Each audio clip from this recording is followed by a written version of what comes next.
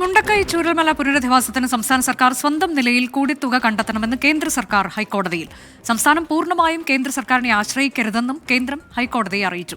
പുനരധിവാസത്തിൽ കേന്ദ്ര സഹായത്തിനായി കാത്തിരിക്കരുതെന്ന് സംസ്ഥാന സർക്കാരിനോട് കോടതിയും നിർദ്ദേശം നൽകി. മുണ്ടക്കൈ ചൂരൽമല പുനരധിവാസവുമായി ബന്ധപ്പെട്ട കേസുകൾ പരിഗണിക്കുന്ന ഡിവിഷൻ ബെഞ്ച് മുൻപാകെയാണ് കേന്ദ്ര സർക്കാർ നിലപാട് വ്യക്തമാക്കിയത്. പുനരധിവാസ പ്രവർത്തനങ്ങൾക്ക് സംസ്ഥാനം പൂർണ്ണമായും കേന്ദ്ര സർക്കാരിനെ ആശ്രയിക്കരുത്. സംസ്ഥാന സർക്കാർ സ്വന്തം നിലയിൽ കൂടി തുക കണ്ടെത്തണം. ദുരന്തബാധിതരുടെ വായ്പ എഴുതിത്തള്ളണമെന്ന ആവശ്യത്തിൽ 2 ആഴ്ചയ്ക്കുള്ളിൽ തീരുമാനമറിയിക്കാമെന്നും കേന്ദ്ര സർക്കാർ അറിയിച്ചു. എന്നാൽ വായ്പയ്ക്ക് കോവിഡ് കാലത്ത് പോലും മൊറട്ടോറിയം മാത്രമാണ് നൽകിയതെന്ന സൂചന കേന്ദ്രം നൽകിയിട്ടുണ്ട്. അതേസമയം കേന്ദ്ര നിലപാടിന് പിന്നാലെ സംസ്ഥാനം സ്വന്തം നിലയിൽ കൂടി പുനരധിവാസ പ്രവർത്തനങ്ങൾക്ക് പണം കണ്ടെത്താൻ ഹൈക്കോടതി നിർദ്ദേശം നൽകി.